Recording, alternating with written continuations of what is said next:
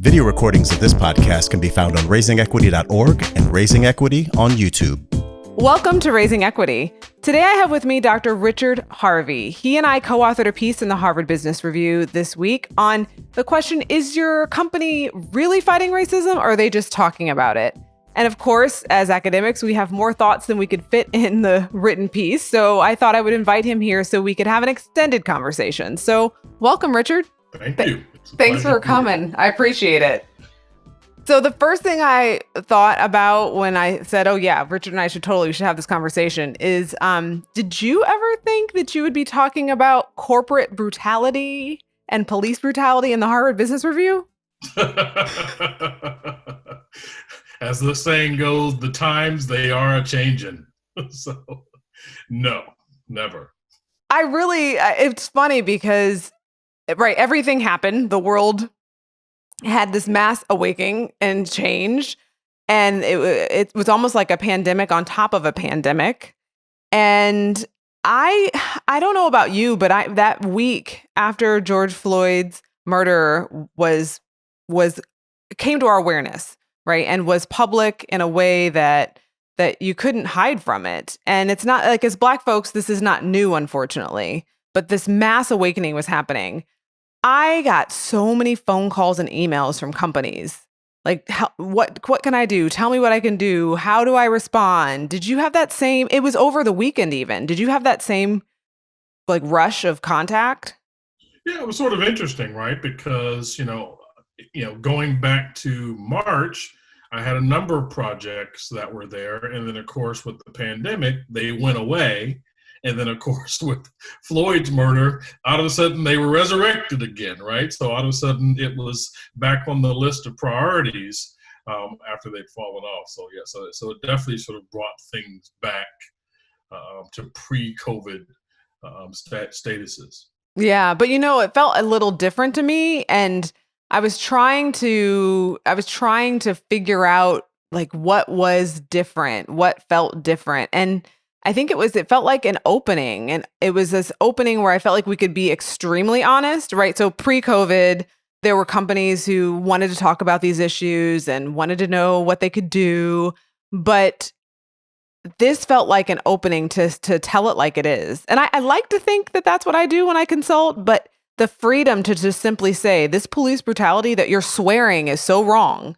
How are you so almost arrogant to think that it's only happening outside and that there isn't some sort of racism and brutality happening inside your own walls? Yeah, I mean, right. I mean, we do this work and we know that sometimes it can feel like people are just checking off their list. And I would say definitely pre-COVID, that's probably what a lot of this felt like. I mean, I think this work had been trending for a while upward anyway, but still a lot of that sort of was like checking off the list. I think, yeah, the difference is that I think people are sincerely aware, right? There's a problem here. And I think to your point, I think the issue is them not realizing the problem is not just out there, right? And also understanding the dynamic between the problem out there and what's happening within your own organizations and the ways in which what's happening in your own organizations facilitates and perpetuates what's out there. And so definitely, yeah, I think things are different. Yeah, and it feels like an opportunity, a couple things. Like you said, people realizing that there might be things that are happening inside that are replicating the dynamics. But then it also feels like it's a moment where people who are in leadership positions, so whether that's a business or like a corporate business, nonprofit, schools, I'm hearing leaders in general say, I need to do better as a leader, and not, oh, I need to do better because it's the right thing to do, but that it's essential so that people who are within my organization or institution or the people that we serve or the people that we want to reach understand that I'm sincere and not just giving this lip service. So to me, it feels like almost a moment of reckoning for leaders of like, all right, this now is a part of a competency of being a leader. When I would say it was before, but in a way that is more clear to more people. Right. We have this phrase, right? We refer to it as a moment of moral clarity, right? And that's, seems like, right, what we're noticing that because it is interesting. I mean, you and I are academics, and so we're not just satisfied with the fact that it is happening, but we also want to know why, right? What is it about this one as opposed to the, hundreds, right, of cases, some of them seemingly even more severe, right? And so as academics, we're always sort of interested in what is it about this one, if for no other reason, so that, should we need to kind of do things in the future, right? Once we know what that key is, I mean, what's that trigger that lights the fire for folks, right? We hope to be able to replicate it. And so, so that's what's interesting. It's clear that something has changed, right? We're trying to probe why and what is about this scenario, and the context that's facilitating such an urgency and sense of crisis that wasn't there before. Yeah, because one, I'm seeing that it's more widespread. So Black Lives Matter as a term, as a concept, as an idea. I mean, we're seeing it as far reaching as NASCAR, right? Places that you would not have expected it to reach. And that in and of itself was a controversial phrase just 5 years ago. Yeah, I mean, you talk about shockers. I mean, if there's one of these things that made me pinch myself, I think it was probably that one. Yeah. Yeah. So, yeah. But so then there's that piece of, because some people are asking, well, shouldn't we write a statement? Don't we need to write a statement? And my reaction has been, and my counsel's been, only if it includes action. That to just say Black Lives Matter, the next question is going to be, all right, so what does that look like for you? How do I know you're sincere? Now that it's trending, how do I know you mean it? And so my suggestion has been to organizations, make a statement only when you have something to say about how you're going to take action. Well, think about that in terms of relationships, right? I mean, statements of love are not the same thing as commitments of love, right? And so, and so it feels very much like that, right? Like, if you've been dating somebody for a while and you want to take it to the next level, just making a statement about that really means nothing, right? Actions in forms of commitments of some kind really kind of, I think, say more than that. So definitely, talk is cheap in this arena. So yeah. And in some ways, when you make a statement, so when you profess your love or your care, right, it needs to be followed up with some meaningful action. It's like, are your deeds going to align with your words? And so in some ways, you up the ante, you up the expectation. And I've been hearing from Black employees at different corporations that this is a moment of a little bit of uncertainty, frustration, the emotions run the gamut. But to be frank, I mean, they're kind of giving their company the side eye. Like, because I was Black a couple weeks ago and it didn't feel like you cared this much. And so is this care going to last? And what are you going to do? So I'm hearing people say, I've been in focus group after focus group. I've shared what my experience is like. I've taken the risk and been honest. And sometimes there's been retaliation. Sometimes there's been indifference. And so it feels risky and vulnerable in this moment to be Black in a space that has made this declaration, right? But has not yet shown clear action. So I think psychologically, like for Black folks in particular, it's this interesting moment of like, I'm so glad you're awake. And why weren't you before? And are you going to go back to sleep? Yeah. I don't know if you heard from folks some of their reactions to their company's statements, but that's some of what I heard. Yeah, I mean, to bring in a religious analogy, right? The idea of salvation or the idea of awakening in that case is best represented by what's called repentance, which is more than just feeling sorry about past deeds. It's literally changing them, right? I mean, that is the ultimate indicator, right, that one has had a religious experience. It isn't just the things that you now say. It's the courses of action that you commit to. Not that you're perfect in walking out those courses of actions, but at least there's a real commitment to that. And there are some initial steps, right, that sort of sense that. So I would say that, you discern the realness of something, right, by whether or not there is corresponding action afterward. And so we'll know if this is a real movement, not by the current outbursts of compassion and screaming. We'll know it when we see different patterns of action, not today, right? But November, December, that kind of thing. Then we'll know the degree to which this was a real sincere turning of the heart, as opposed to just a knee-jerk reaction to what's in the air at the moment. Mm-hmm. And so to just give folks who might not have had a chance to read the article of framing, we talk about how police brutality, which is being called out right now, right? It harms. It harms and destroys, and is something that we should be outraged by. And we argue that corporate brutality similarly harms, destroys, and abuses, and that we need to be honest about that fact. And so we draw that connection between police brutality and corporate brutality. And we said the first step in what you should do is to be honest about identifying the ways in which an institution has done harm, and to do it in a way that doesn't try to explain it in a way that isn't defensive.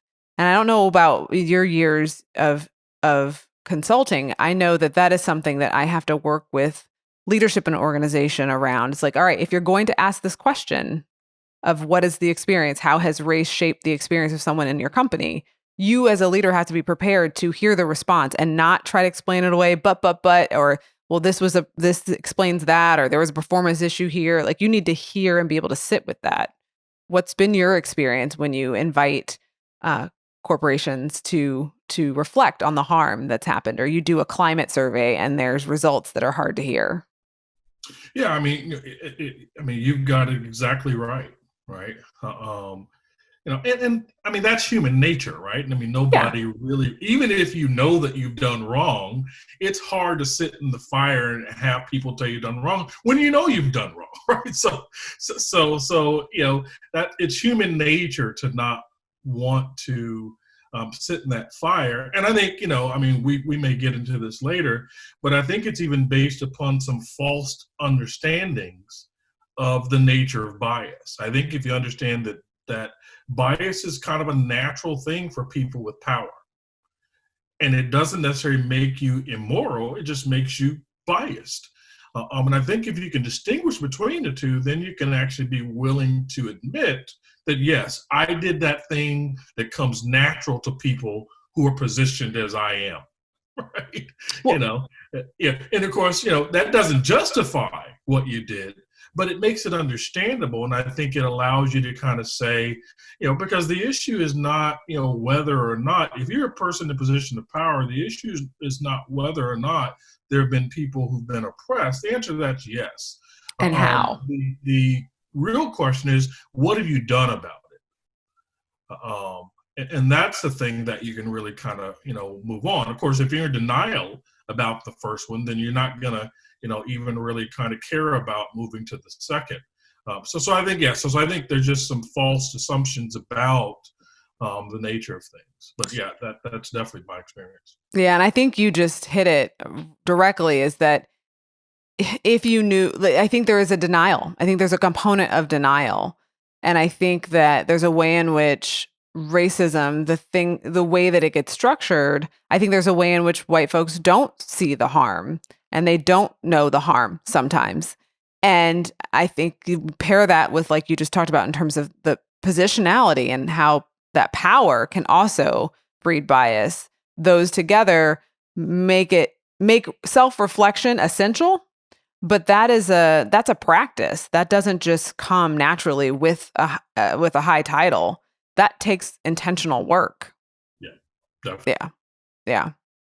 What about this piece around being accountable, right? Like, we talk about being accountable. We talk about disaggregating data. We talk about how you can realize that I think that speaks to this piece around that you acted in a way that perpetuated bias, that's really uncomfortable and that you have to be accountable. So that means identifying metrics. So what do you expect to change over time, right?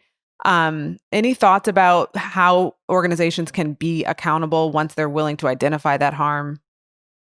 Yeah, no, I think you said the word, right? Metrics, being able to keep track of things, and also learn to not just look for the overt signs of things, right?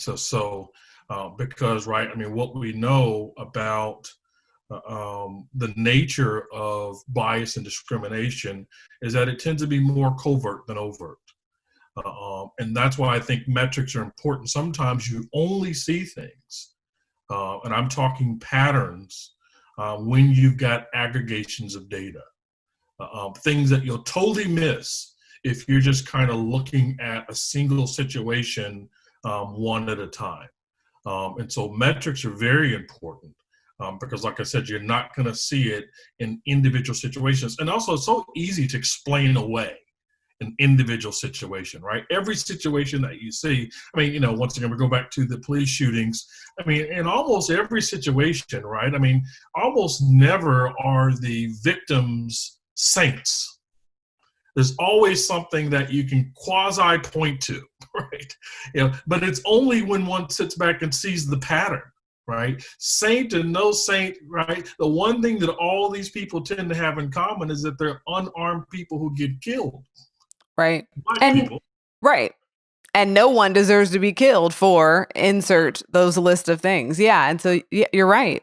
So it's the pattern that's absolutely undeniable, regardless of what you can point to in the situation, because it's it. The extenuating circumstances are also not common across the situations, right? So the issues that you see with Floyd, they weren't there with Philando Castile, right? Those weren't there with Trayvon Martin, right? Those weren't there with, so what I'm saying is that, so those can't be the causes, right? Because, I mean, as scientists, we know that things that, that the cause has to be consistent across situations in order for it to be the cause. Mm-hmm. And those circumstances are not consistent across the circumstances, so they can't be the cause, for what's happening here. So don't want to get too nerdy with it, but it's an interesting thing. So yeah, and I think sometimes it's easier for people to take one by one and dissect each scenario, right?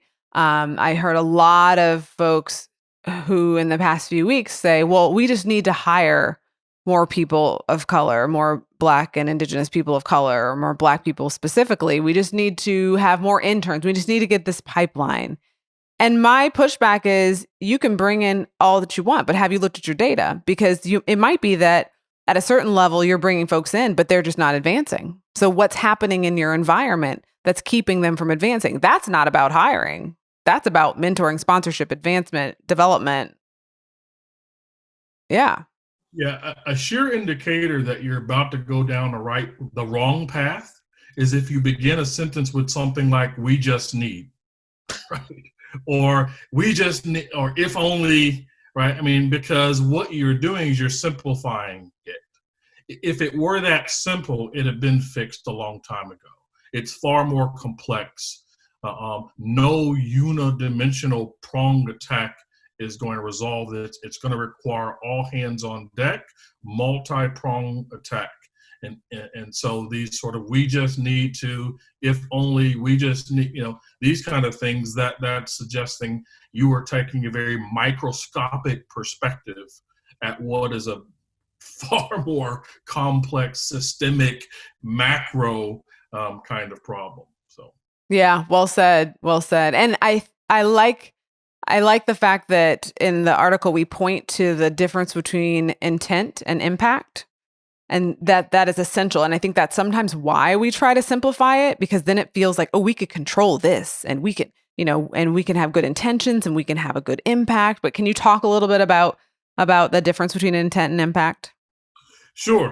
And it's probably one of my favorite things to talk about because they denote, right, the two perspectives that oftentimes come into an interactional situation, right? So I'll talk about it from an organization's perspective. Organizations may have a number of programs, policies that they're doing, and of course they design those with some intentions that they have, and oftentimes it's very easy to assume that the existence of those programs is doing what you thought it would do. And that is, you're assuming that it's having impact. And the truth is that the only way you can know the impact is that you have to talk to the people, right, whom are likely to be impacted. And you have to appreciate that just because you intended for something to have a certain effect or to be perceived or felt a certain way doesn't mean that it had that effect or that it's perceived or that it's feeling that way. And so it's very important that you don't assume that your intentions is impact. The other side of that actually has to do with what happens when there's conflict.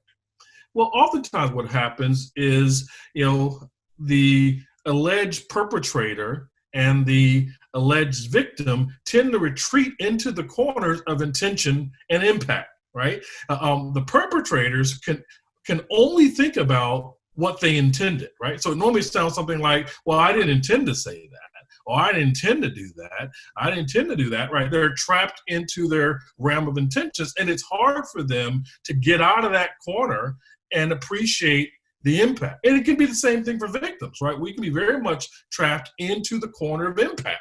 This is how it felt to me. This is what it did to me, right? And it's very hard to break out of that corner and see the intentions, right? So these kind of become perspectives into which we retreat when there's conflict taking place as well. Yeah. And it's important to also understand that in terms of our legal system, right? It's not the intentions that we're looking at, it's the impact, right? Because so if I am speeding in a school zone, that's never happened. I might not intend to be putting children at harm, right? But that's the impact. And so the judge doesn't care that I just moved to the area and didn't realize that the speed limit has changed, right? Like the impact is what it is. Or to even be more dramatic, if you harm someone with your vehicle, like you don't mean to, you might not intend to, but the impact is they're harmed, right? And so we've got to realize that intent does not equal impact. Yeah. And what you put your finger on is exactly what the goal was in the passing of the 1964 Civil Rights Act, right? Title VII. I mean, most people are under the false notion that that's the first and perhaps only civil rights legislation. There was actually 3 other civil rights laws that were passed. The Civil Rights Act of 1890 was in fact the first Civil Rights Act, right?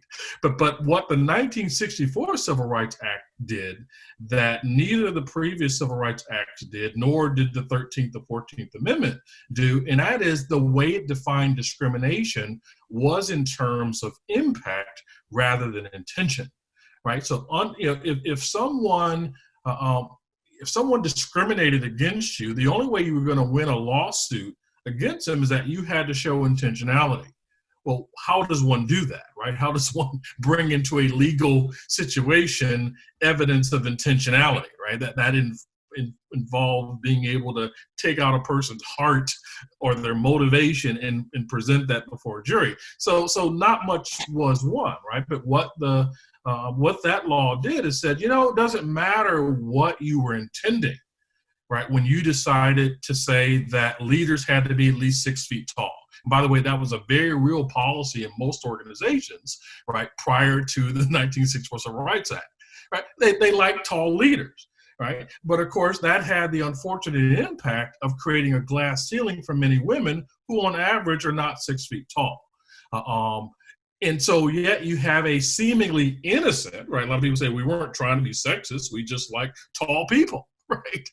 But that law said doesn't matter, right? That policy has the impact, what's called disparate impact, actually, of leading to a lack of access for women into positions for which, frankly, height has nothing to do with it, right? I mean, if height were some kind of bona fide occupational qualification, that might be defensible, but it's never been proven to be something that people need. And so therefore, it could not be a defense that you could have for why you didn't proportionally hire women.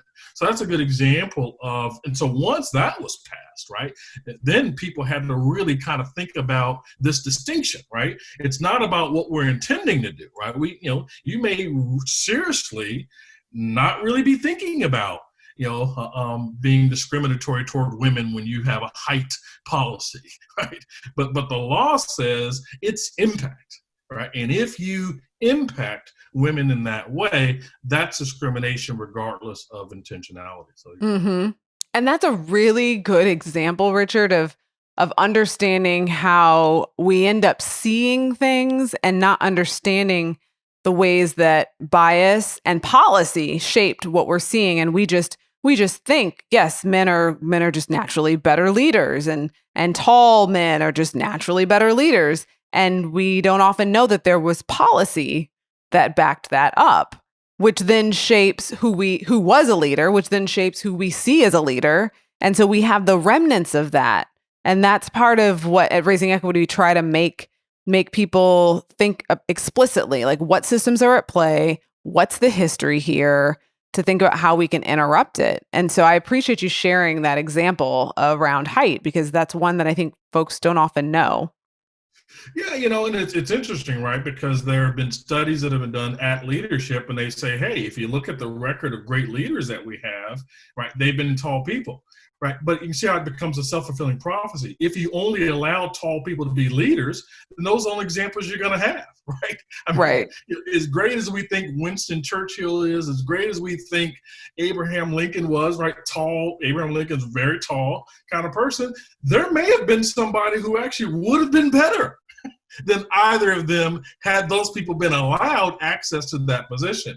So we've created a self-fulfilling prophecy by these very policies. And when we retrospect, we see lots of evidence for these little pet theories that we have, because those are the only people that were allowed access. Right. Very good example. So one of the things we say in the article is people need to get specific about internal and external actions. And we lift up a couple of organizations, and let's just be real, there are very few companies that are without criticism, but Uber is one that we thought did a pretty decent job about being explicit about what they were going to do internally and externally. And so externally, they have suspended delivery fees for the Uber Eats when you order from a Black-owned business, right? So that's going to be driving business to Black-owned businesses because, hey, no delivery fee. And internally, they have tied executive pay to these metrics. And I don't know exactly what those metrics are, but to DEI sort of metrics. And I think those are two good examples of getting real specific and not just, we stand with the Black community or some platitudes, but no, that's actually some specific actions.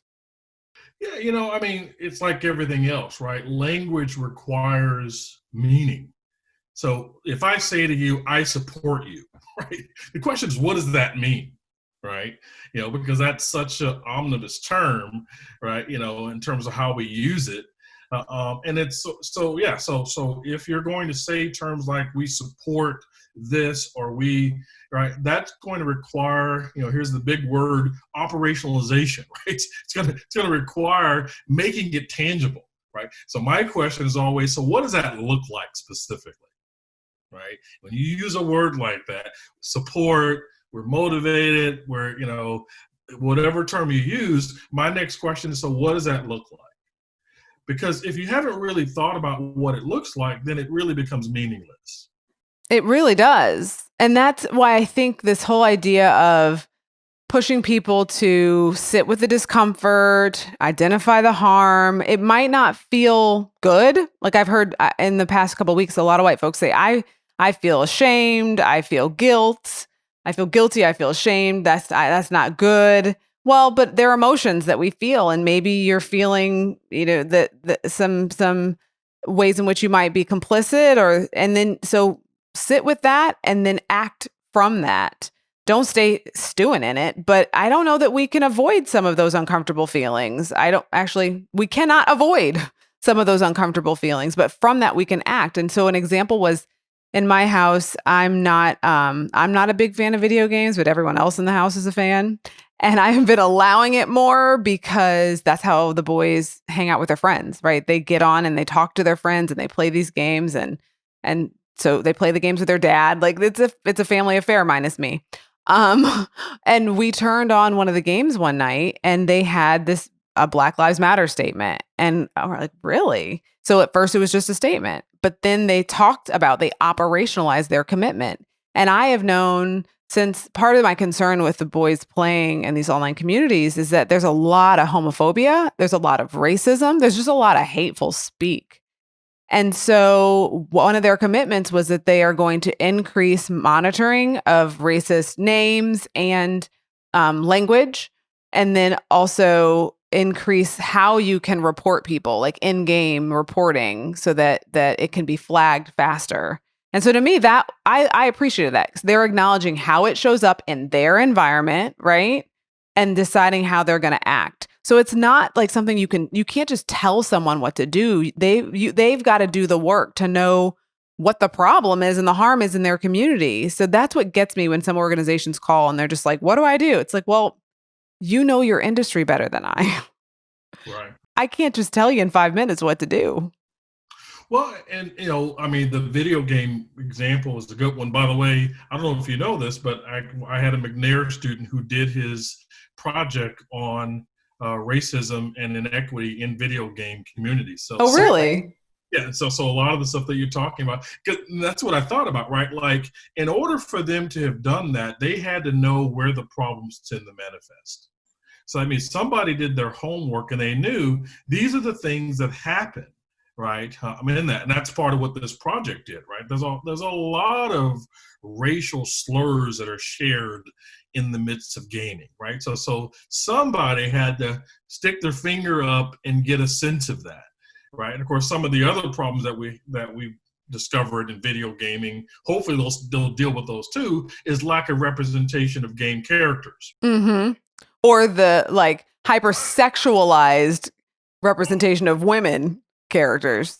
Right. Yeah. And like I said, designers and those kind of things. And that speaks more to the, content of the games as well as the designers themselves. But yeah, so I think that when people kind of come with this very generic kind of approach, it means they haven't taken the time to first begin to assess, right, where the problems are. Because only then can you speak to sort of real changes to make. And so I'm impressed by that example you gave. Yeah, I was too. And that's what I want to encourage people to do. I hope people read the article with the spirit of, all right, here's some things you can do, because I know I've been doing this work for 20 years, which means you've been doing it for more than that.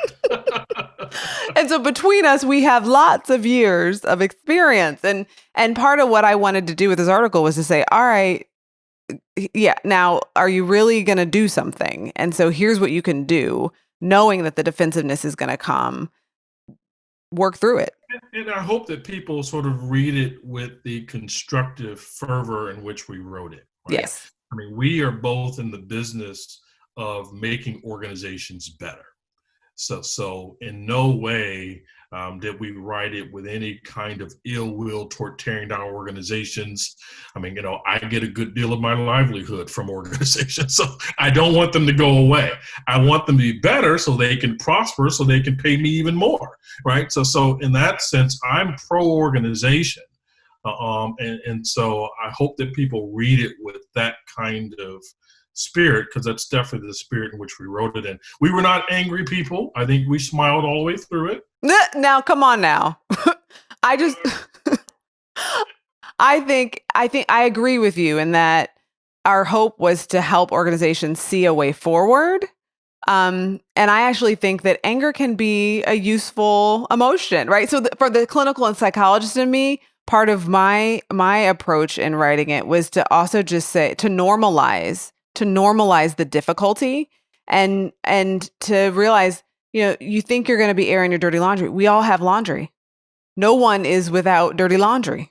And so my hope was, here's some ways forward, and don't get caught in the shame and wanting to hide and assuming you're alone, because unfortunately you're not. And hey, fortunately you're not. So it's a both and wanting people to acknowledge and push through the hard work, but also normalize that you're not alone, but also hold folks' feet to the fire that work, that growth, like you said, will make your organization stronger and better. There's an analogy that I've been using lately.